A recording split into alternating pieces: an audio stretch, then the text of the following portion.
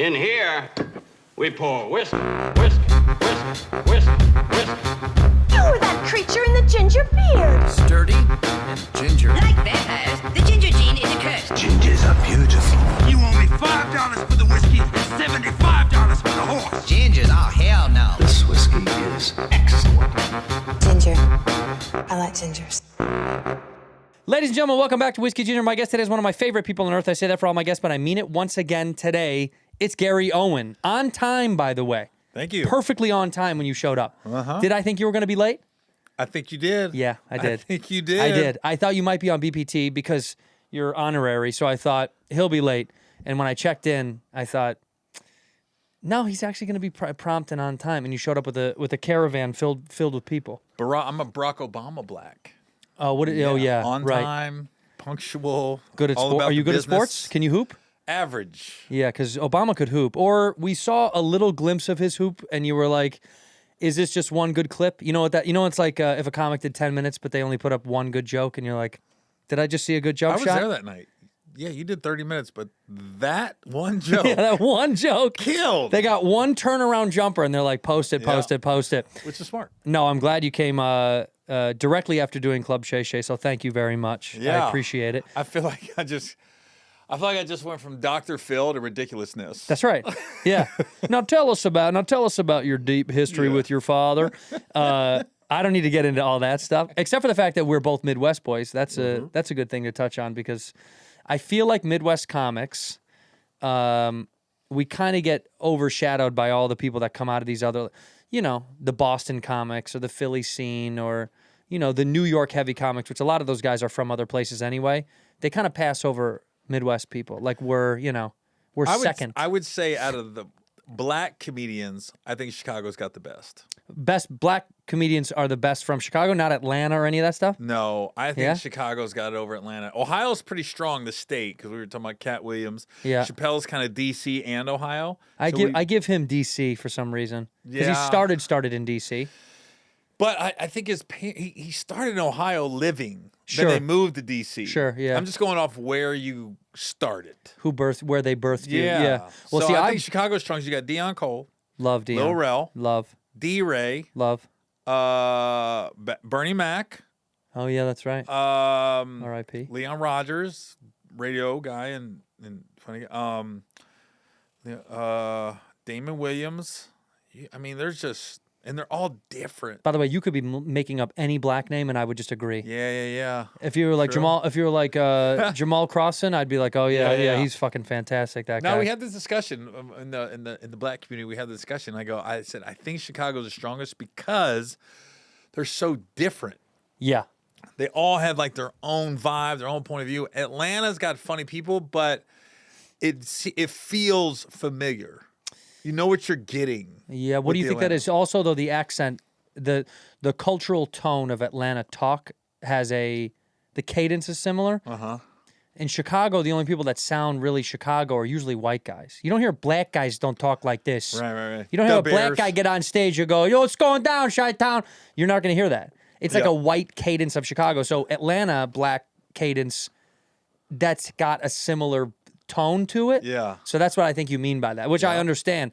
But yeah, comics from Chicago, and you get in the alternative world. I mean, even though I don't like the phrase, but Hannibal Buress, Chicago guy. I'm thinking, oh, Godfrey. Godfrey. Yeah. So and these guys kind of don't. They are very different, which I do think. I never thought about that till you said that. They don't really have that. There's no through line to those guys. No. Who's big out of Cincinnati? Cat Williams. He's Cincinnati. Got the key to the city a while back. Really? Yep. He's Dayton, but it's Cincinnati. Yeah. Dayton For some reason, area. I thought he was outside. Yeah. Anytime Dayton's like the cutoff. Like Dayton, Cincinnati's like the same almost. Yeah. You know. Any other? I think Tom Segura's from Cincinnati, right? Yeah, he is, but he doesn't really claim it. He's Josh Sneed. Josh Sneed, yeah. Cincinnati. Tom claims Florida because he lived there or went to school down there Jordan? and everything. I think so. Yeah. I'm trying to think. Any other like? It doesn't matter. Who cares about all these people, man? George Clooney. He's Cincinnati. Yep. Sarah Jessica Parker. Really? Woody Harrelson? By the way, you're digging. This is my favorite thing. This is what Ohio likes to do because I'm a Chicago guy. Ohio likes to prove to you how deep their roster is. Right. Chicago's like, you know our roster. It's publicized. Yeah, you Bill know who we Murray, are. Yeah, you know who we Farley. are. You know who we are. Right? Right. Well, Farley's actually Milwaukee. He's actually Wisconsin, but Oh, is he? claimed Chicago. Love Chicago. Yeah, he went to Marquette. Was a Wisconsin boy. Yeah. But he's one of us. Yeah, we'll take everyone. Chicago, we We'll take them take all. Cat. You can take have him. Farley. Yeah. Yeah. Yes, motherfucker. What a wild follow-up. Did Cat talk shit about you on He Shay? said I haven't. Cat said it. He was talking about the Illuminati. He goes, "Tell me why Gary Owen hasn't crossed over of what I say isn't true," which basically meant I haven't crossed over to white people, been in any bigger white movies, Sure. because I haven't joined the Illuminati. Is basically what that meant. Right. So I was like, huh. It is interesting though, my career, because I think I'm the one guy that I'm really famous with a group that isn't me. You know, like Sebastian, Yeah. Italian, Yeah. Gabriel, Mexican, Yeah. Joe Coy, Filipino. Right. My fan base is the complete opposite of who I am. Right. It's like, I don't know if there's someone else like that. No. No. You at might the be the core. only dude that had. Well, maybe like no, that's it. Like Russell Peters, same thing. I Yeah. think Chappelle's kind of the opposite, where You think there's white more people white knew fans? Chappelle before black people was familiar with him like that. Yeah, and I would say his audience is probably still dominant white. Yeah, you go to a show. It's all I've white. been Yeah, there. yeah, that's Yeah. pretty mostly white. Yeah. Right. Why is that? They buy tickets earlier. On time before they sell out. There was a rumor, and I don't know if it's true. Yeah. There was a rumor that when D.L. Hughley had the D.L. Hughley show, late 90s, before the Kings, he was starting to really blow up in the improvs and stuff. Right. And he was like, this is what I heard, and I'll ask D.L. one day. I heard he said, hold like the late show Saturday to the day before you put them on sale. Because he wanted to make sure black people had a chance to buy That's so tickets. funny. But I asked a lot of black comics, like, why is that? Why do black people wait so long? And somebody broke it down. They go, you got to realize, especially with black women who buy a majority of the tickets. That's the high majority of ticket buyers. Like at your shows, it's mostly black women. Yeah, the guys will come because the women are coming. You know what I Wow, mean? that's so But they're funny. like the biggest consumer, period, Right. of products. So when a comedy show's coming, where white people just go buy the tickets, right? Sure. Yeah. Black people, especially black women, okay, the comedy show's in 3 months. 3 months out, I'm going to buy the outfit. 2 months out, I'm going to buy the shoes. Then I'm going to get my hair done. Then I'm going to get my nails done. The last thing they buy is the actual ticket, even though they're getting all this stuff to Right. go to that show. Right. Because it's no longer about the show. It's about, you going to see me. Right, it's I com- bought it's- this for this show. I'm coming to your show, Yeah. and you're lucky that you're going to see me like Yeah, this. Gary, you're welcome. I'm here. Yeah, exactly. Now look at this. You ain't seen nobody with this. And But it to made be the most sense. To be fair, if they don't get tickets to the show, they're still laced up, looking good. They'll go do something else anyway. They don't give a shit. Go to the after party. For whites, we're like, we have to make it, and we have to be there early. And if we're not there early, sometimes we see people when we tour that are in the venue an hour and a half before showtime, and it's you do shocking. this. Is this to weird me. to you? You're in your hotel. You're not even close to getting ready for the show. Yeah. And somebody will make posts on their story and tag you. I'm here. Waiting for you. Yeah. I'm at the Fox Ready for the Theater." show. Yeah. You're like this. Holy shit, I got a shower, Yeah. eat dinner, All the time. shave. Most of the time, I'm in the gym or I'm at the restaurant, and I see people having a drink inside the venue I'm going to be at in 2 hours. Yeah. And they're like, hey, with the stage behind them empty. Kudos. I'm just the opposite. I show up either right on time or right after something started. I actually love showing right after it started, like with music shows. I love that. It's the same thing with a plane. Getting in line, beating the line and all that shit, I'll get on after everybody's on. I like to board early because I Oh, want I to put my don't. bags up. I know. See, I get this, but there's always a space. I feel like there's always a space. Someone's always like, oh, you're not going to have you will. You'll have a spot. Yeah, you're They right. somehow find it all the time. Yeah, you're right. Or they do the thing where they go, ma'am, is this your purse? We're going to have to put this in below. You can't put that up with the bag. That's Unless where the you're bags row go. one. Yeah. Row one, you got to board early. Row 'cause one, you're it's cooked. like- You're cooked because that's where the oxygen tank is for some reason. Your bag's like row 8. Right. And now you're stressing when it lands. Like, God, I got to jump up and be like, excuse me. can you Sorry, pass I'm that sorry. up?" I'm sorry. Can you get that? That's me. Yeah. You know what I do? If people try to get up and get off the plane, like it's not a connecting, right? We land in Los Angeles. You're not connecting anywhere. I know you're not going to Hawaii right now, you know? So when I land here and people try to get up as the ding goes off and sneak up, I block the aisle deliberately. I will shoulder you out of getting. You're like that not move. getting fucking forward. No way. appreciate that, Andrew. It's row to row. You wait your turn, and people hate it. And I'll hear a guy be like, Buy your ticket. Buy your ticket early. That's Pre-plan. there you go. And pick the row. Right. How dare How you try dare to you. rush up to save 45 seconds? Now, are dare you you. one of these guys? Because look, your success is long-reaching. I've known you for so long in my mind, not as a person, but like you've been in the game for so long. Are you a private jet guy? No. Never. No. I have, Yeah. and it hurts. Yeah. I'm not like, I ain't worried about it. Oh no, I was sweating. You're worried about it. Yeah. Yeah, it hit. The one time the whole month I had to fly private was I got this movie called Dottie and Soul. And our shoot days was Monday through Friday. And I was on a tour. And I was like, I told them, I said, I don't want to miss my tour dates. People think in this business, you get a movie, you're a multimillionaire. Right. For comedians, a lot of times we're taking pay cuts. Big time. Because if they want 6 weeks, that's 6 weeks you can't be on the road. Right. So this movie And comes you're definitely along. making less than you would if you were out. Yeah. For sure. So now a movie comes along, and I want to do the movie, but I didn't want to cancel being on the road. Right. Because it's just Friday, Saturday, 2 different cities. So I was like, I can do the movie if you guys can work it out where I can be off early enough Friday to get to my shows. And I gave them this. It was only 3 weekends, but it was 3 weekends that I had to get it. Friday we wrap, and the only way I was getting to the show on time was to get a private. So basically, my check was cut in half. Yeah. So I still made money, but not as much as I'm used to on the Yeah. road. But And you it wasn't a big private. It wasn't like some Drake shit. There wasn't even a bathroom on it. I thought I was like, I'm about to kill it like I don't know if it's a G5 or something. I was like this. It's a G1, my friend. It was, I got on and I go, Yeah. oh, this is very Memphis Belly. And you know where I got it from? My buddy is like he's like the guy for Harrah's. So he knows. For Harris Casinos? Yeah. Oh, so he shit. knows a lot of gamblers. Yeah. It was some gambler that has his own plane. And he basically was like, look, I got to pay the pilots, got to pay for gas, which is quite expensive. It's so expensive. And I kind of got it at cost. So Right. to So they speak. gave you a little bit of a discount. Little discount. Yeah. That made it worth it. Still though. Yeah. It was the same pilots for the 3 weeks, the same plane. And I was flying out of Oklahoma City, which was good. I was in the middle of the country. Yeah. So, and I remember one show was in Nashville, one was in Memphis, Those are quick flights at least. one was in Charlotte. That Charlotte was a little rough. That was middle country over there. That was a little more expensive. Right. Because it depends on where you're going. But yeah, I'm definitely not a private jet guy every week. Well, because that's a new, that's nowhere near my world. And I see guys doing it a lot online, and it's always like, man, I don't know if this is a status thing because it's so expensive that I don't understand it. But I see it in the stand-up world. You see guys doing it a lot more and more. Well, you know? I think it goes back to you're flying first now, I'm assuming. Maybe. Most of the time? Yeah. It's hard to go back to coach once That's you're tough. in first. Yeah, that's tough.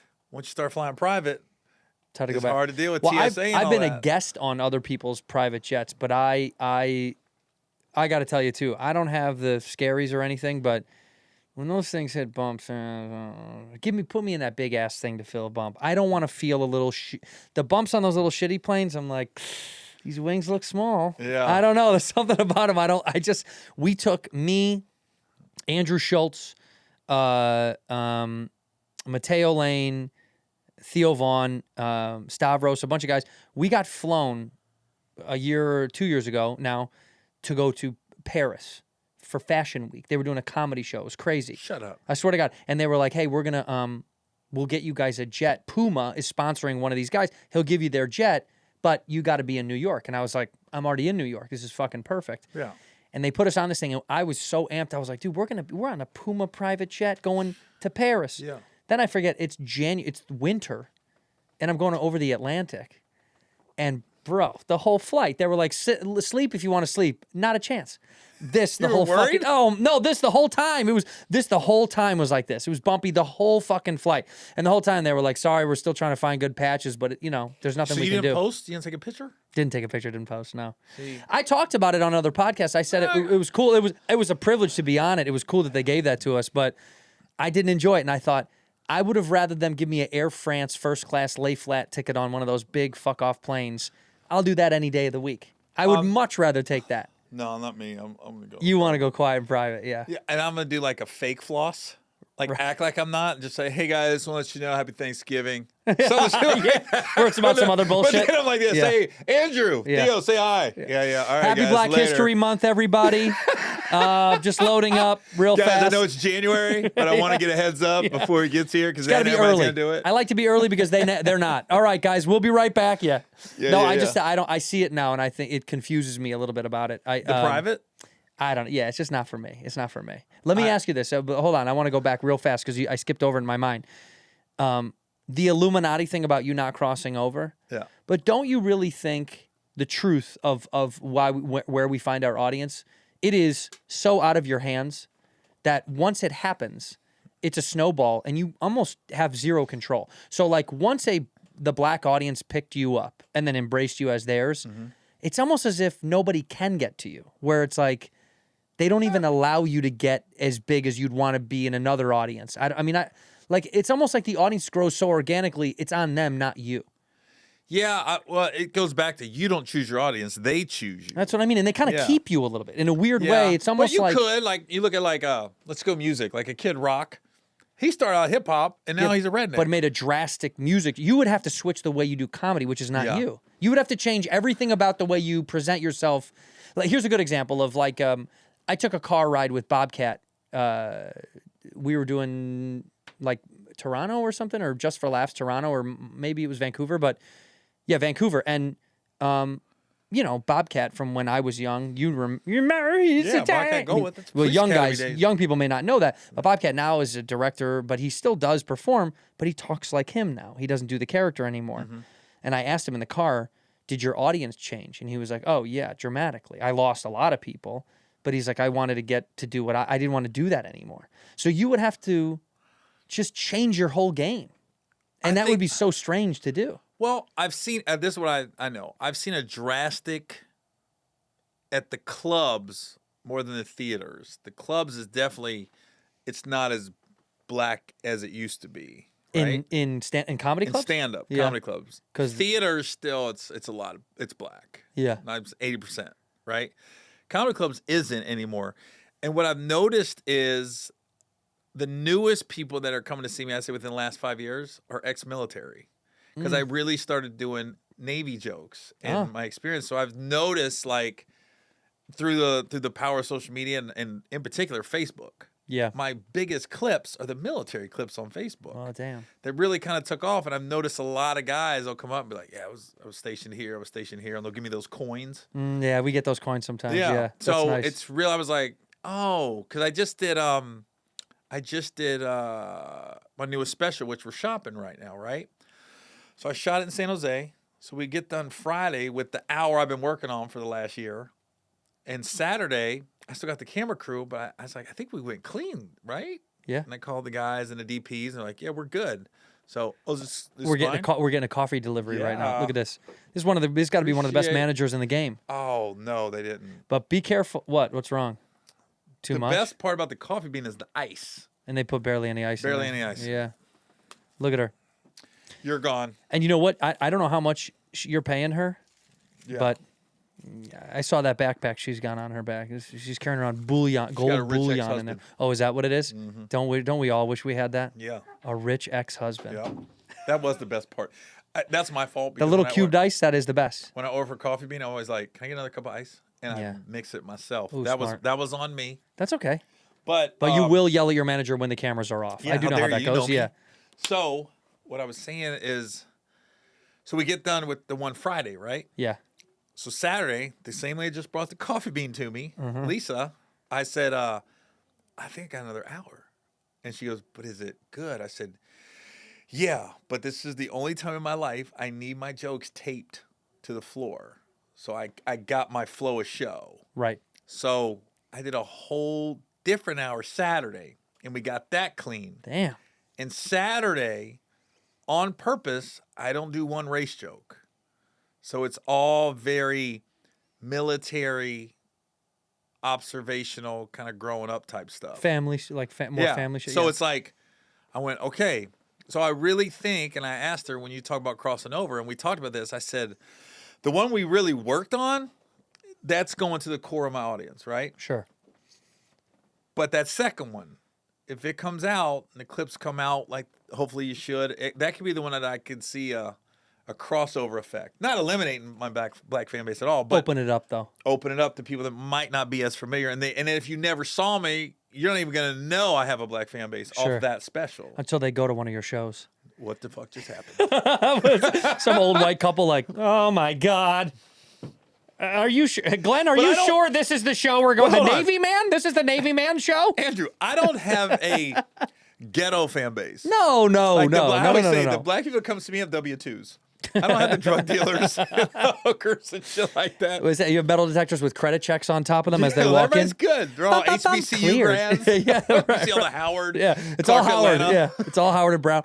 No, well, I think that is what's interesting with time as comics go on too. I'm interested as I'm growing older in the game. I'm 16 or 17 years. I see I'm thinking now what this hour that I'm working on now is the next stage of what I'm really wanting to talk about. And it's interesting you say that because being in the Navy, the fact that you haven't talked heavily about that is kind of strange because what a poignant part in your life. Huge but you just part. kind of kept it in the back because it wasn't.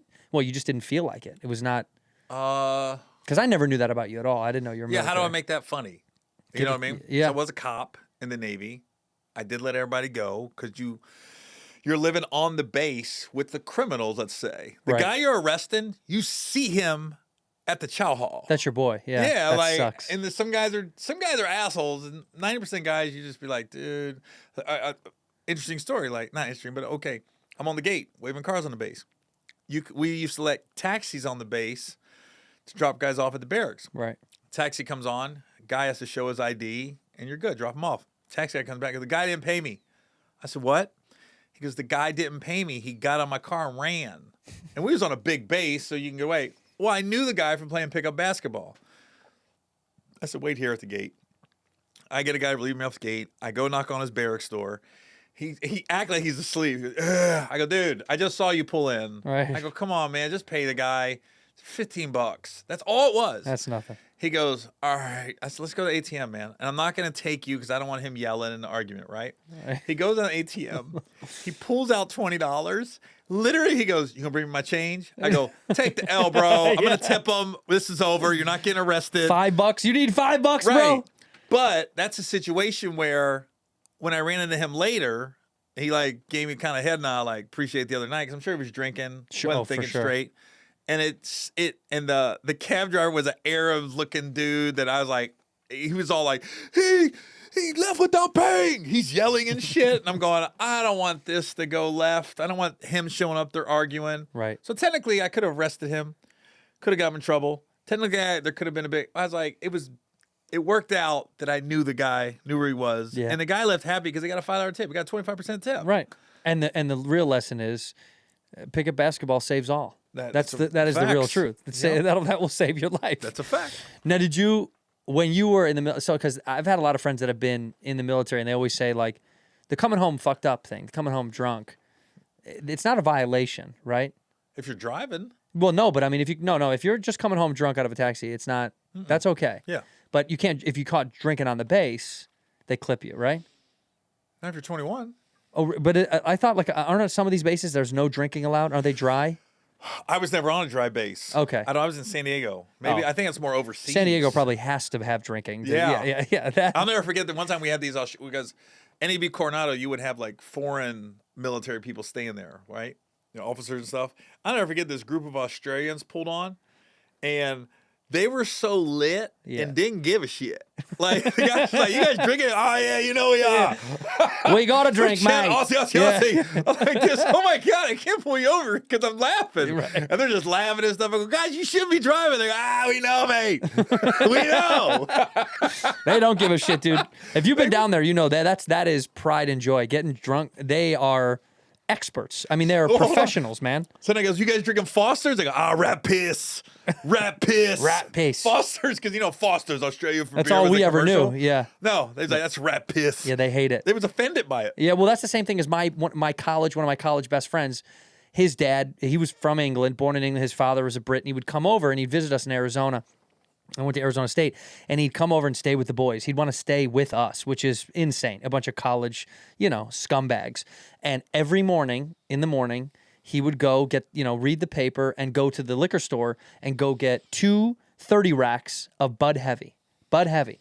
And he'd come back in. What's Bud Heavy? Budweiser. Bud Full. Yeah, instead of Bud Light, Bud Red Heavy. can. You never heard that? Bud Heavy? No, That's heard wild. Budweiser. Do you ever heard of Bud Heavy before? Oh, yeah. Instead of Bud Light, Bud Heavy. I've never heard You that. never It's the heard this? first time Oh, ever. wow. That's insane. He would go get 2 30 racks and come back with them. And he would just sit and crack a few by the pool. It was his vacation.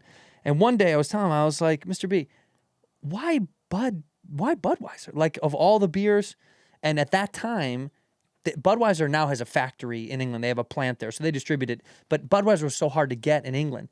He was like, it's the best beer in the world. And to us, I was like, it's shit. It was Right. it was like it was like filling shit. I was like, that's a terrible beer. He's like, no, you don't know what you're talking about. Wait till Yeah. you get older. This is the best beer on earth. Obviously now it's over there, but back then I was like, that's the only reason why we like shit like that, because we're like, that's like when I first went to and I had a Stella. I was like, oh, Stella overseas. And then you get back here, you're like, it's just warm piss. It tastes like piss. I don't know. I'm not gonna pretend like I like this shit anymore. Yeah. It was just like when stuff's exotic, we get into it, and then when you're able to get access to it, you're like, this is not as good as I Zima? thought. Yeah, but I remember Zima's. Yeah. Oh man, like a Zima was such a cool thing. Then you drank, you're like, this is fucking terrible. Why am I Remember- pretending? Remember Hypnotic was a thing? Oh, Hypnotic was huge. Mixed it with Hennessy, and it was Incredible Hulk. Yeah, that's right. That's right. This is a black drink for people that don't know. This is a very I black. forgot what podcast I'm on. Yeah, Sorry. this is a black drink. No, I fall but back. I fall back into my fan base sometimes. Full throttle, full throttle. No, the Incredible Hulk. I remember that. Hypnotic was like Hypnotic was to young black America what Jägermeister became for young white America. You know what I mean? For a short period of time, too. It came and went fast. Yeah, it was quick. Well, because I think everybody realized it was dog shit. Yeah, the blue bottle, the blue liquor. Right. There was another one called the Genie. Do you remember what was called the Genie? It was Hypnotic and oh my God. I don't know what the Genie was. Hold on, I'm gonna find out. Hypnotic Genie. I have to find this out. What was your drink of choice? What is your drink? You don't really drink much, I right? don't drink a lot now, but if I do, it's just vodka and club soda. That's it? Yeah, but back in the day, it was Captain Morgan Diet or Captain Morgan and Coke. That was the one for I'm talking probably 10, 15 years strong. That was my drink. But are you cleaned out now, or it's just not of interest to you anymore? I'm older, so you feel it when you drink. You're not that old. What are you? It doesn't matter. I'm old. You know what I mean? I'm white. 13. No. But the older you feel it. And now it's like, I remember telling my buddy like 10 years ago, we were at a nightclub. I go, when does this end? Like, Yeah. I could feel it coming to an end shortly. And it was shortly after that. I was like, yeah, I'm not hitting the streets like I used to. It's got to be worth it. Well, the days you wake up, you feel a little bit. You feel less and less like you feel like doing that again. I don't know especially because the road kills you. Well, how about Airplanes this? and As hotels. the road, and- right? What I've noticed about the road for me, and I think this is more for most comics. First, you go on the road, getting attention. Socially, you're tapped in. You're getting free drinks bought for you, and it's a rush.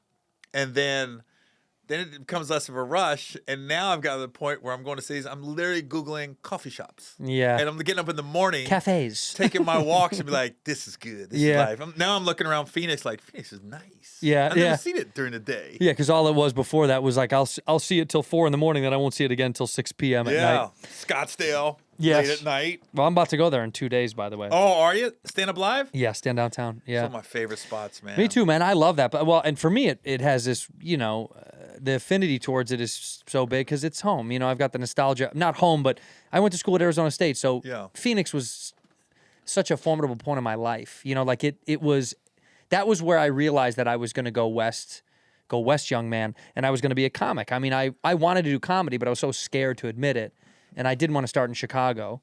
So I started out here. I mean, and I packed up and left on the 4th of July in 2006 and moved here. And That's crazy. and I never left. I Well, know. This is why I love Phoenix. It's the first club. They always ask you when did you start to sell tickets and blow, so to speak, blow up. a Yeah, little when bit? it started to happen, yeah. Phoenix. First club I went to, and I never seen a check that big for stand up. Right. And I was at that point, when you first start out, at least when I started out, you got a set rate. It was like a couple $1,000s. A guarantee, yeah. Guarantee, you get a bonus, whether it's paper or sold. If you sell out, you get a bonus like $500. I almost never got that fucking bonus. Yeah. By the way, the club owners were like, we just didn't get there. It's like, it was every seat. Yeah, I know, right? It was every seat. Yeah. Or the bonus is $500 and you're 3 tickets short and your tickets are $20. Like, I would have bought the last 3 for $60 just for the to bonus. makes the $440. I know. You know? So Phoenix was the first one that they said, hey, we're going to give you a door deal. And it was 50-50. Oh, And I was like, yeah. and then those contracts read weird because you've never seen them before. You're like, my minimum isn't a lot, but then you're like, walkout potential. Right. And you don't believe in yourself. Like, I'm not going to sell that many tickets. I'm not Right. going to see this. And I was like, wait a minute. I think I'm doing okay this weekend. I think I'm doing okay. And do you remember Casey, the manager? Oh, yeah. Yeah. I think he's got a club in San Diego now, right? Yeah. Mic yeah. drop? Yeah. He was the manager, and he had seen me for years. I'll never forget. I walked in the office on Sunday, and he handed me that check, and I've never seen a check that big. And he was standing like this, like a proud dad. He goes, He goes, it's happening. That's huge. I told you, man. You were always funny. It's happening. I knew you believed in me, Casey. Thank you, bro. Yeah. And then I thought it was a one-off. I thought, just the stars aligned that weekend. Right. Monday, we get ticket counts for Dallas the next week, and they're Bigger. They're I was like, whoa. I've sold that many tickets already? I was like, oh my God. And that's what I was like. And it just kind of took off from there. Keep going. Well, how old were you when that happened in Phoenix? Dude, that was 12 years ago. Wow. That was just, And we won't say how old you are now. So we'll, No, but people I will see do what you're trying magic to do math. there. That was 2012. You see that little magic trick? That little I tried to pull a tarot I on know you. what you did. Little 3-card Monty for your age. No, but you know, you had worked for a long time before you blew in the way that you wanted to blow up, which I think is a testament to good comedy, because when people make it quick and young, that's a hard thing to last for a long, long time. So, you know, you've paid your dues, such an annoying phrase I hate, but it is such a grind. I think people don't know. People think they just saw you and it's like, yeah, it just happened for him. Like it was nothing, you know? Well, it's like I got a guy on the road with me right now. I got a rotation, like 3 openers, right? Yeah. 2 of them are a little older, and they have other stuff they do. So the standard for them is like they like to get away, see new cities, they're making a little money, but it's fun. Yeah. Right? They're not chasing the dream, so to speak. Right. They're doing their thing. If something happens, great. Right. But they're kind of content with their life, and they got a good life. But I got a young guy, and he's called the Mailman on TikTok. What's his name? What's his real name? Sean is his real name. Sean. But he goes by Sean that the one Mailman. Mailman on TikTok. He's a Cincinnati guy. He comes to my show. This is in January. And it became very evident when I met him, he's quick. His little comebacks was quick. And then we were talking, and then my road manager was like, you ever thought about doing stand-up? He was like, nah. And he said, you should. So he flew to Tampa just to come see me hang out for a weekend, right? Mm-hmm. Then all of a sudden, they book him for a one-nighter in Cincinnati. He's never been on stage before. To do an hour? No, here's the thing. You gotta. They're using my advice. It's sold out so fucking fast. And people don't know. They're just going to see a personality, right? Sure. Oh, right. So now I'm telling my roommate, I go, yo, you booked him at a comedy club? He's never been up. He said, he got to get some stage time. He said, all right, I said, you have to surround him. You got to put literally like 6 people on this show. Yeah. And he's just got to keep coming on, like hosting almost. Yeah, right. Just to fill in the mid so he can kind of, get rhythm. So he did that, and then now he's coming on the road with me sometimes, right? Once or twice a month, and he's featuring, but he's getting there, but he's not there yet, right? Doesn't really have a solid. But you can feel it's close. Something's there. He's there. He just has to get stage time. Sure. So to the point, like when I'm trying to talk to him and my roommate's talking to give him advice, I said, look, I know you're making money. You skipped a lot of steps, and you're making money, but you still need to, quote unquote, I don't want to say pay your dues, but you got to do those open mics. Yeah, you got to. Because that's where you find your voice. Yeah. And you want to go on stage where there's no expectations. No one knows you're coming. Right. So there's no, like, if you don't do that great, who cares? But that's where you try shit out. And that's where it's like, I tell them, it's like our gym. You got to work out. Yeah, you got to go lift. But I think with him, it's like he hasn't really been doing the open mics because he's so used to going on the road with me. Spoiled, man. It's spoiled, but I get it too because it's like it's hard to get motivated. With us, right? When you start, it was like man, it wasn't about the money. It wasn't about ticket Well, there sales. was no fucking money. It was you were just doing it. Yeah, but the goal was to hopefully eventually make some money. Sure, but at the time you were like, I'm just trying to get through. And you're just so happy to be on stage. Yeah. Like I missed the days of getting butterflies by saying you made the open mic night. Oh like yeah, you're going up, or when your name gets pulled from the bucket, and you're like, "All right, dude, we're on the list. Let's go." 7 to 7:08, I'm up. I'm gonna fucking destroy that 8 minutes. I do. That was the excitement. Do you still get any sort of anxiety at all, and at like any sort of exciting anxiety before you go on? Like, do you still have that feeling at all? Because I know we lose it. It's it's hard. It's hard to like keep it. I had it. The one time I felt it was just probably a couple weeks ago. I did a benefit for Kid Rock in Nashville. Yeah. And it wasn't my audience that I'm used to. It's like white country people. Yeah. Yeah. And I had to close it. So it'd be different if I went up early. Sure. And I went up after Adam Carolla. So when Adam went up, crowd went nuts. Like he was Chappelle. He's like, "What's up with these drag queens?" Yeah, like, right? Gary Owen. So then he goes up, and I was almost glad I was going last because I was like, all right, I'm going to have to work. Yeah, you Let's had to see put in some let's see work. what we got here. Two totally different styles. Who else was on the lineup beside you guys? John Reap. Yeah. Chris Porter. Love John Reap. Porter, Yeah. great. Yeah, they're good friends. Him Great and bunch of guys. I mean, the vibe was great backstage. But when they said I'm going last, like, okay. And then, so I go up, and I could tell it was funny. The crowd gave me the courtesy clap, but there was a couple screams. Like, yeah. here, right? A couple of pops, yeah. Yeah, and then it took me a couple minutes, but then they got locked in. And when they got locked in, I had them. And I was like, but I had the butterflies. When I saw the reaction when Adam went up, I went, oh, shit. They love this dude. Yeah. I'm going up after him? Yeah. So I was like, I'm not going to get that reaction. So, and I didn't. But, so I had little butterflies before that show. Doesn't that feel so good then? Yeah, I was like, oh, I'm still here. I'm still in the game. The only thing that gives me anxiety now are things I don't want to do, like corporates. Like when I'm not good at corporates, and when they ask me to do those, you know, I've done a few because it's a great check. Yeah. Those I get anxiety about because I'm like, man, this is not my people. This is What about acting? acting. The only time I get anxious is if I have a heavy load to lift the next day. I'll get anxious at night.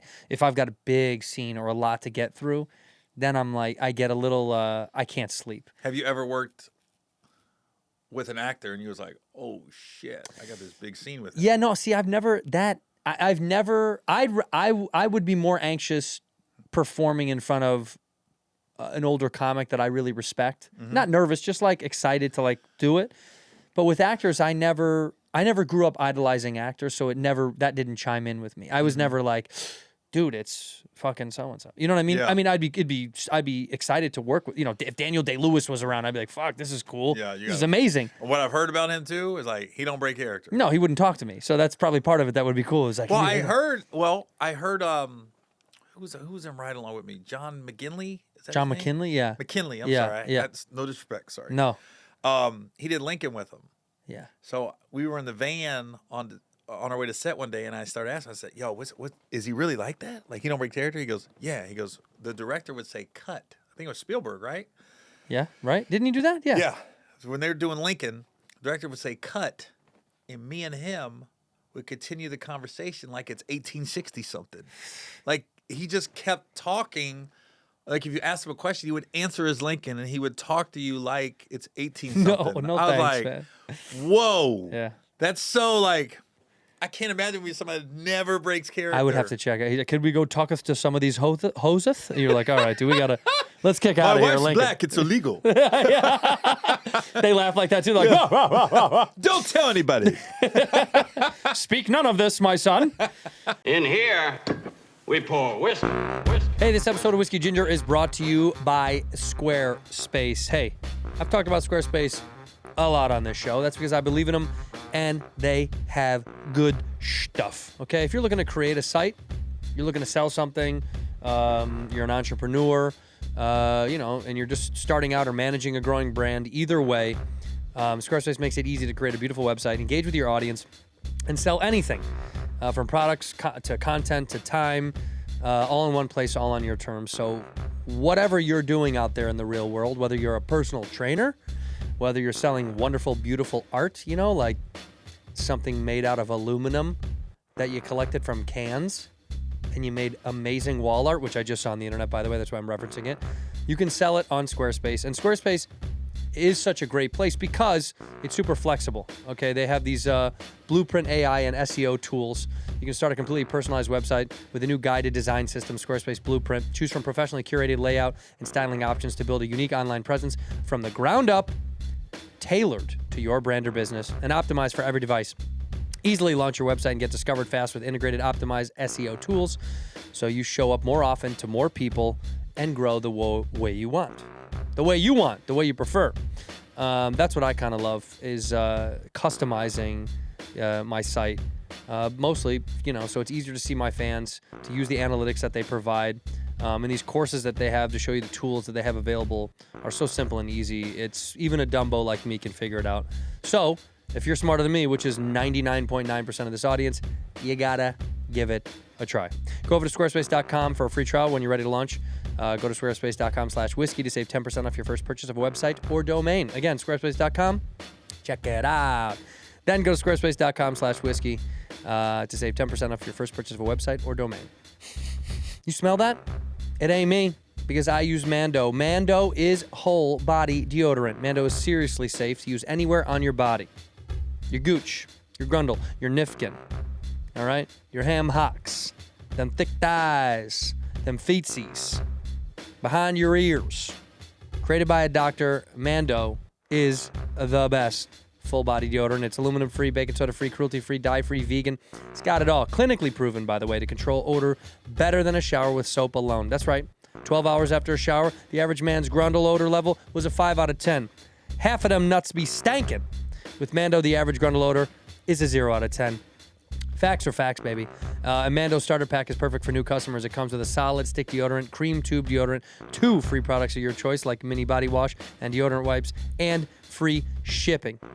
MANDO hooked it up, and I loved it. I do smell much, much better. Not that I stunk before, okay? Don't get to jumping off on stuff like that. I'm not a stinky boy.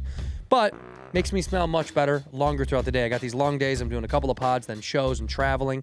MANDO helps create a good smelling Santeen. It's created by a doctor who saw firsthand how normal BO is being misdiagnosed and mistreated.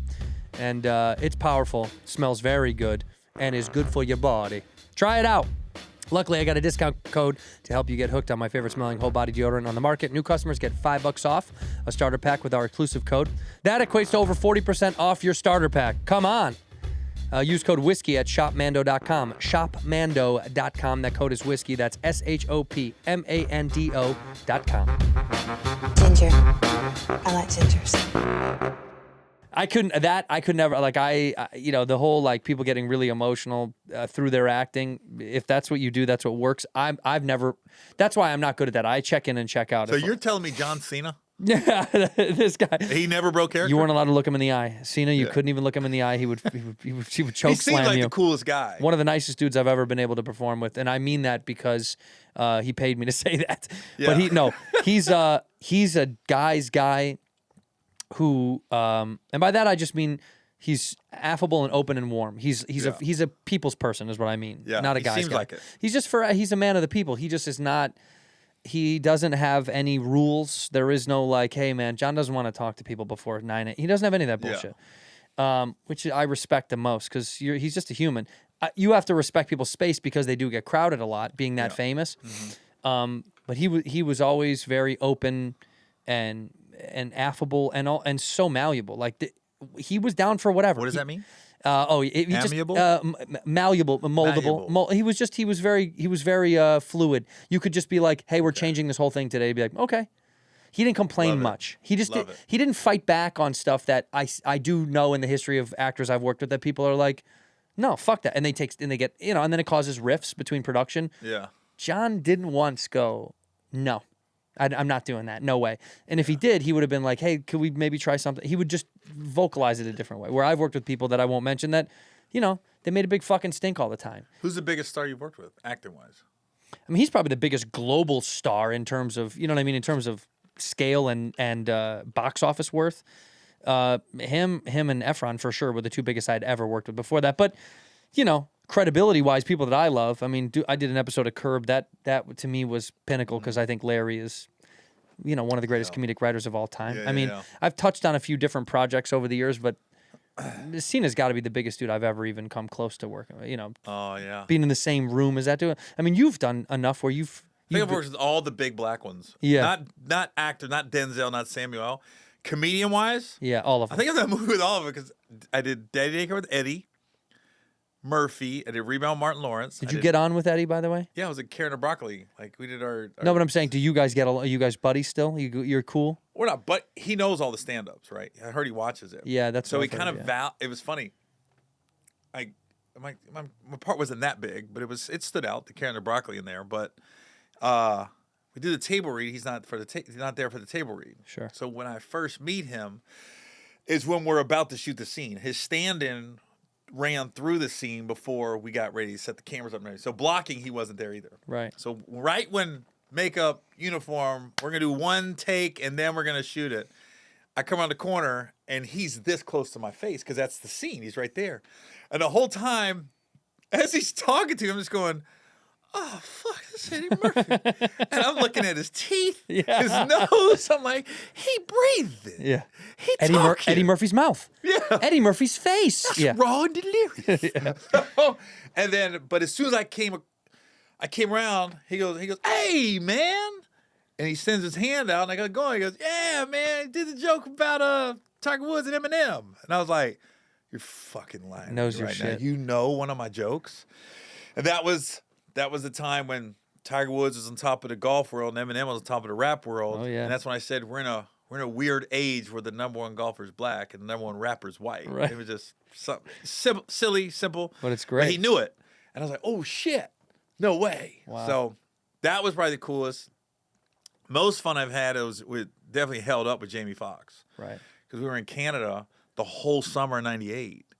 And it was like, he got me the part. He saw me on stage and asked me to audition for this movie. So I kind of like wink, wink. I really had to fuck up the audition. Right. But I was so prepared because I had like 2 weeks to prepare for this audition. So everywhere I was going, I'm just reciting the lines to get ready for this. And it was only like 2 pages. So it wasn't like a big audition. So it was just like, so I went in there and I was like, I called him. I said, I think I did good. I'm calling him. I think I did good. I think I did good, Jamie. All right, we'll let you know. And then I was over his house, and he was like, just for cell phones. He goes, hey, when you get home tonight, you should have a voicemail. And I was like, what do you mean? He goes, I ain't trying to let the cat out the bag, but check your messages. So we kind of like Rushing told me home. you got the part. I'm like, Yeah. oh, I'm going back to my apartment after Yeah. leaving his fucking palatial Mansion. mansion. Yeah. Like, Yeah. hey, they make it sound so nothing. Hey, Gary, this is so-and-so from whatever production. Hey, so we want to hire you. So Right. it's like So, a job. talk to you soon. Yeah. Yeah, it was so not. And you're like, this whole shit, I think I got a movie. Week later, I'm in Canada, and it was just the age frame. Like, I was in my early 20s. Yeah. Jamie was like 29, 30. And then the whole Exploding, cast was too. young. Yeah. And this was before Any Given Sunday. So he was still like, he was like me. He was black famous, but he wasn't like global famous. Like, Right. and it was just, we had just had the best time hanging out. And we were on this, they made a desert in the middle of nowhere in Canada, right? Saskatchewan. So every day we're in a van driving 45 minutes to set. And we're there all day, whether you have one line or you're in all the scenes. Yeah, you're you're just stuck hanging. in these trailers all day. I know it. And it was just so cool. So I thought all sets were like that because I could just go into Jamie's trailer and hang out. He likes people around though. Right. I assume that's what all movies like. You just knock, "What's up, bro?" and you go in and hang out. It's No, like, sir. oh, it's not like that on all sets. Like, but everybody's like that. Everybody was so welcoming. Come to my trailer. Come in. Let's hang out. Most people, cool. I mean, like I did a thing with Kevin Hart and Mark Wahlberg, and like most guys know that they have to kind of can be this way these days. The old days of Hollywood, where it's like, don't talk to me, don't come to my trailer. And all. That's tough to do these days because everyone's got a cell phone and they have the internet to be like, you know who fucking sucks? Yeah. You know what I mean? Like it's too easy to leak it. So I think nowadays I don't feel it as much. Where when I first started getting on sets when I was 28, 29, it was different. You felt it a little bit more that people were like, you stay in your fucking lane and you shut up and you don't talk to so and so. You got a good vibe though about Yeah. you. I would think like you're very disarming. I just want to go kick. I just want to hang out. I mean, Yeah. we're playing dress up. We're like Seinfeld did an American Comedian Award one time, and he was making fun of actors. And I always remember that speech. And he was like, you're playing dress up. My daughter does this. He's like, Yeah. they tell you wear these clothes, say these lines, what we told you to say. Now stand there and do the thing. And it's Okay. like, it's for fun. It's all for fun. I agree. It ain't that easy though. No, it's not. Like this. No, Look. he's shitting on it, but That I shit know hard. it's not Some easy. of that shit's hard, No, man. it's hard. It's hard, but it is dress up. We get to play Yeah. dress up, so it should be Right. loose. You shouldn't feel like the end of the world is coming if you screw up. I always felt like that was it when I was younger. I felt nervous, like if you screw up a line, you're cooked. They're gonna fire you. See, I'm a terrible auditioner. Oh, really? That was my strong suit. I could get in there and go get them. Nah, especially if I'm not motivated. If I feel like, oh, they won't get this. They probably got an offer out to somebody already. Well, they definitely had an offer out to somebody. Yeah, they always do that shit. I'm always like, and then especially as a stand-up, when you start making a little loot, you're like, I'm not motivated. I don't don't wanna go feel do like that. this is gonna change my life. Yeah. And then when you get those roles you feel like could change your life, you put so much pressure on yourself. I've had some really legendary bad auditions. I left there like, whoa. There was one for Jag. Remember that TV show Jag? Oh yeah. So it was so funny. I auditioned for the Wayans Brothers and Jag on the same day. I get the part. The Wayans Brothers was such a small part though. It was just one episode. Right. And they called me before I got to the Jag audition and said, "You got it." I said, "Shut up. I got it?" I was like, "No way." So now I'm all happy. So I'm not focused on this audition now because I'm still thinking, "Oh my God, I want to call everybody, tell them I got this part." And then I go to the Jag audition. I'm just butchering this. It's getting worse. And I was playing a Marine on the run that me and my girl were wanted for murder or something. We kill somebody and we're getting surrounded now by everybody and they get us on the beach and she got shot and I'm holding her. And it's supposed to be like, I'm crying. Like, I just want to be a Marine, man. All I ever wanted to be was a Marine. I could tell it's going bad. Yeah. And I'm feeling it. And I go, I just want to be a Marine. I don't even like this bitch. I'll be honest with you, man. Take her back. So there's like 4 people in the room. 3 of them are stone face. And almost like I saw them scratch my name out. Thank you. We'll be in touch. Yeah. The one girl went, I was like, okay, that's a win. Yeah. That's a win. We got something. We got something. Yeah. That's okay. I had a deal. You know who Yvette Lee Bowser is? Mm-mm. She created Living Single Okay. and Half and Half. So we had a TV deal together for Fox, and we put this show together. And I never did a table read before. I didn't know what it was. I had one movie, and that was the Jamie Foxx movie. Yeah. And that was an audition, and then we went to Canada. So I don't really have a lot of acting experience in all these deals. So we get to script, and they cast the show. Holly Robinson Peete was going to be my wife, things like that. And then we do the table read for the network. And I thought you had to memorize the script. I didn't know it's a table, put the script on it, and you read it. Yeah. Table read. You're off book for a table read. That's hilarious. I'm racking my brain for a week. It's 38 pages. So we get there, and I'm the lead. So I got the most lines. Right. So I don't even open my script. And I'm so into my own zone, I'm not realizing everybody else is just reading. Because my head is on a swivel because I'm talking to this person. I'm talking to my mom, and I'm talking to my wife. I'm talking to my kids. I'm all over the place. And then I was like, we got to like page 8. And I got lost. And I go, it's my turn. I'm going, fuck. And now I realize everybody's reading. I go, oh, shit. So now I'm opening the script, scrambling, trying to find the page.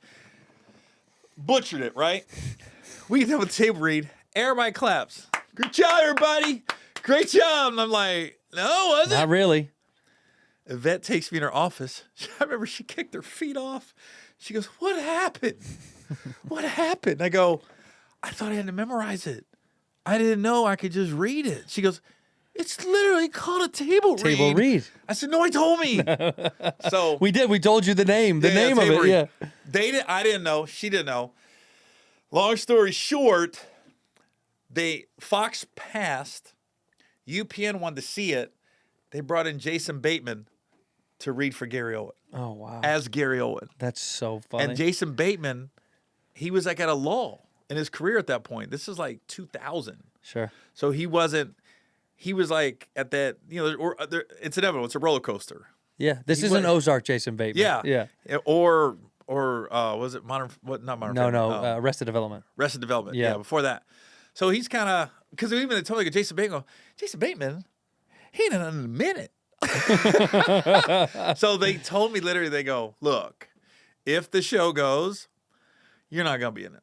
You will have an executive producer credit, a creative by credit, but based on the stand up of Gary Owen, but you're not. It's your whole life, though. And he was going to be called Gary. Like Jason Bay would have been playing Gary Owen. So it didn't get picked up, and Yvette went on to do half and half, and Jason went on to an amazing career. And we're all doing fine right now. I avoided everybody in that room for years. Out of Holly fear? Robinson Pete, I thought they'd be like, that guy. That guy. Yeah, right. He can't right, act. Right. I run to Holly Robinson Pete at like the Think Like a Man at the premiere, like the premiere party. And Larry pulled her aside and said, hey, Holly, you know I avoided you for like the last 10 years. And she was like, why? I go, that table read for the show. And she acted like she didn't remember. She goes, what are you talking about? I go, my show with Yvette. You were playing my wife. And she goes, I didn't think it was that bad. I go, come on now. Yeah. Like literally. No bullshit. I was like, that's when I knew Hollywood was kind of full of shit. Because when everybody clapped, great job, everybody. I was like, come on now. Yeah. You just recasted me. You saw what happened. Should have went, great job, everybody. Except you. Except Gary, you, Gary. not great. Yeah. Not great at all. In here, we pour whiskey. Hey, everybody on here knows about DoorDash. I know you know about DoorDash because we love DoorDash and we use DoorDash. But you know you can get whiskey on there. You can get vodka. You get tequila. Whatever kind of sauce you must be looking for. Right now, DoorDash is giving you 25% off your next alcohol order of $35 or more, up to a $15 off max value. And that's eligible users only, of course. Terms apply for eligible users only. Terms apply. Must be 21 and over to order alcohol. You know better. Drink responsibly. Delivery and promotions available only in select markets. But I'm telling you, if you're out with friends at somebody's house and nobody can drive, so you got to get DoorDash to do the work for you. All right? You're looking to celebrate? Let DoorDash drop it off to you. The alcohol selection is top shelf. Thousands of stores all over the country. You'll be sure to find what you're looking for and much, much more. Beer, wine, mixers. They got it all. You're throwing a party? Have some fun. Order it up with DoorDash. Let them do all the work for you.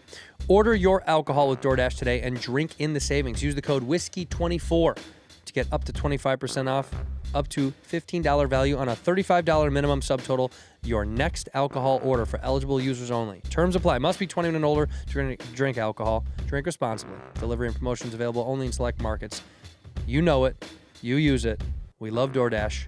Might as well have them deliver it to you. Make it easy.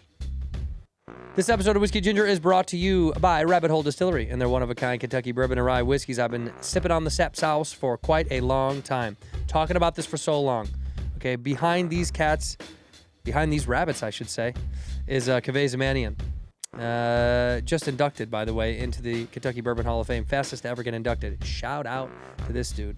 A lot of people say they're small batch. They ain't small batch. These guys are pulling from 15 barrels at a time or under. Okay, that's pretty impressive. There's quality in every single drop. You taste this stuff, you know what's up. 4 different expressions: the Cave Hill, the High Gold, the Boxer Grail, and of course the Derringer. This stuff is so good. If you like a little bit of sweet, not too sweet, it's finished in Pedro Jimenez sherry casks from Spain's renowned Casquinola Cooperage. You gotta know. If you know, you know. So very good. This stuff is very delicious. It's smooth. It's crisp for the price point. I don't think there's anything better on the market, genuinely, than Rabbit Hole out right now. A lot of people are saying they're toasted barrels, all that stuff for the specialty releases. They ain't. Every single one of these, every single one of Rabbit Hole's whiskeys are aged in both charred and toasted barrels. So pick some up for yourself. Go to rabbitholedistillery.com/buy now. Use the promo code RABBIT for $5 off your first order. That's rabbitholedistillery.com/buy now. Promo code RABBIT for $5 off your first order. Please drink responsibly. Do you believe in magic? I certainly do. And I hope I don't get sued for that trademark. But you know what? Magic Mind is absolutely delicious and good for you. A lot of people take these, immunity boosters or little ginger shots, which is what my nickname was in high school. And I'm telling you, Magic Mind is a game changer. It tastes good. and you know it's making you do good. Okay, they've got to be the America's fastest growing shot.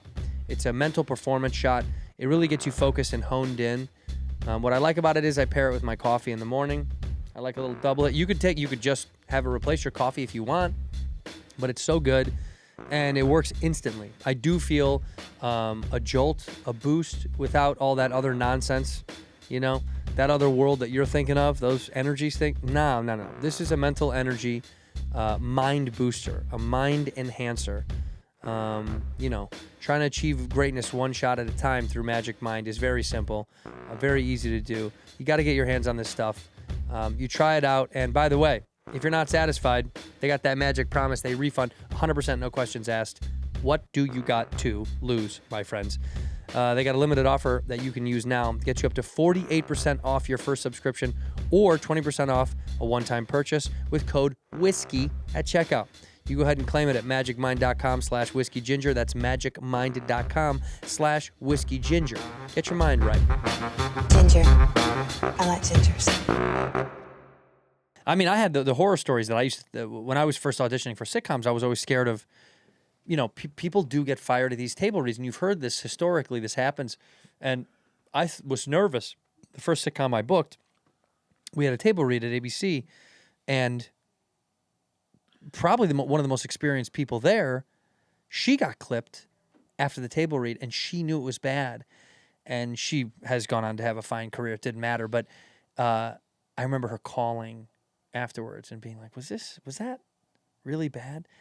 And there was no other way. I was just like, I don't think it was great. Like the rhythm was all weird. And you told that to Monique? I had to. Baby, how bad was it? Monique. Yeah, Monique and I, we had a long run together, me and Monique. No, but when people get clipped from those things, it sucks. Well, it sucks because you're like, it's not a reflection of your talent or lack thereof. It's just those moments it's almost like when you have shows sometimes where you're like, man, it's fine, but it's not what it was for the early show. You know what I mean? Or whatever. God. Where you're Isn't like, that the weird thing how, and even a theater, I've seen people, comics, just not get laughs. I go, it's crazy to me that like 2,000 people can all come together and be like, we're not going to laugh at this dude. Yeah, it's not our at vibe. the same time. Right. And then you got other shows, like 2,000 people are like, this is the greatest guy ever. And you just saw him do the same jokes. I know. But I'm like, it's wild to me. Something happens with the rhythm of the room and the way that people are moving with each other that is so magical. When it works, it's amazing. And when they kind of all feel that they're not really into something, man, it's so I don't know, it's just so infectious, where like some nights where it's it's dull. But I mean, we take the hit and we keep moving. Are you touring a new hour now? It's a combo, because when you do 2 hours and that's and insane that you did 2. I'm literally going, I don't think I did that, did I?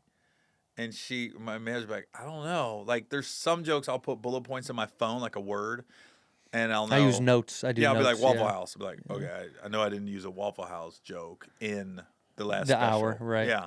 So when you do 2 hours like that, I was like, I think it's like a hybrid, and then you don't want to do them because you could be adding on to it. And now it's better, but you're like, I can't do it once it airs. So I know there's about 45 minutes that I know is put to bed, because I know what that's about. That was about my divorce, avoiding a process server. That was about the issues I had with my family and my divorce. So I know that's gone. I'm not doing those jokes anymore. I moved on. But the other stuff, I'm like, am I? I'm not doing military stuff right now because I know I did a lot in the second hour. Yeah. So I'm going, it's kind of a hybrid. Like, there's a lot of new stuff, but I think I'm still touching on a couple topics from the special. But nobody's bought it yet. So. Well, they will. When they do, no, they will air, then I'll know. Right. Put it to bed. And now that you are, don't know if you care to, but now that you're single, are you out? Are you out there? Are you dating somebody, Are you in the streets? I'm dating Are you somebody. out in these streets? No, I'm dating somebody. You are. Yeah, the streets are kind of. You're too grown to be out running around. I'm not saying that. No, I'm not saying that. I'm just saying. Yeah, I'm tired. Yeah, you're tired. Yeah, I'm tired. Yeah, you want someone that's. I just want to come home. You don't want someone that's like, let's go to the club. Let's No, go I out. can't do that. No. No. I don't have the energy. I'll go out every now and then. Like, I don't. Sometimes you just want to. I don't know. Sometimes you just want to go. But I like to go to clubs and just watch. I Stare. can't just go and be in the people. I need a section and not the floss to sit down. Right. Just to take some Yeah. weight off. Yeah. This And I sciatica don't want to got be me. out all night. I want to be like an hour. And I'm good for an hour. You know, and if you're with your boys or something, it's always good. Just listen to music and hang out a little bit. But I can't do like I used to. We're shutting it down. Yeah. No. We're getting tanked. I'm shutting it down. I'm shutting this down. I'm going to go to bed. I Irish goodbye every time I go out now. I always Irish leave. goodbye mean you don't say goodbye? Yeah, you don't say goodbye. You just dip. disappear. I You know love what my easiest Irish goodbye to lead myself into getting there is maybe telling one friend, being like, I'm gonna go to the bathroom, and then I'll never come back. That's smart. I'm gonna go to the bathroom and I'll never come back, and then no one gives a shit. They don't know that you're gone. And even if they read did, on social media, they said if you don't say goodbye when you leave a room, you literally save it's some enormous amount of time in your life. Like you literally save 6 6 years? months Yeah, of your yeah, life. yeah. You said years. I Yeah. went months. okay, You know what I because the mean? amount of time that I've spent Goodbye being like, later, man. I'm gone. You're leaving? Yeah. Where wait, you come going? over here. Yeah. Well, say This hi is to me. Mark. Yeah. Mark's here. Right, Yeah, it's it's the like, worst. fuck, man. I don't want to say hi to that guy. Well, listen, dude. I appreciate you coming on the show. I knew you had a busy day already, so this means a lot. It's great to sit with you. If you want to plug dates, please plug away. Tell these people where to go see you. What do you got coming up? AndrewSantino.com.